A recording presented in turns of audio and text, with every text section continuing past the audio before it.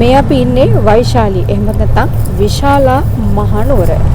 මෙතන ඉඳලා තමයි බුදුරජාණන් වහන්සේ පිරිනිවන් පෑම සඳහා මල්ලව රජදරුවන්ගේ උපවර්තන සල්ලුවෙනට පිටත් වෙලා තියෙන්නේ. ඉතින් මෙතනට එන සියලු දෙනාම රත්න සූත්‍රය සජ්ජායනා කරන්න අමතක කරන්නේ නැහැ. දේන දුආද්දේයෝතෝ යේ ආර්ය සත්‍යානි විභාවයන්ති.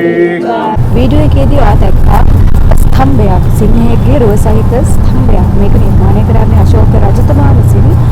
මේ සිංහයාගේ විශේෂත්වය තමයි වයෝවෘද්ධ මූණක් තමයි සිංහයාගේ අපිට දකින්න ලැබෙන්නේ. අවුරුදු 45ක් පුරාවටම ධර්මයේ දේශනා කරලා ඉතා වෙහෙසටපත් වෙලා ඉන්න බුදුරජාණන් වහන්සේගේ මුව සනිටුහන් කරන්න තමයි මේ විදියට මේ සිංහ මූණ නිර්මාණය කරලා තියෙන්නේ.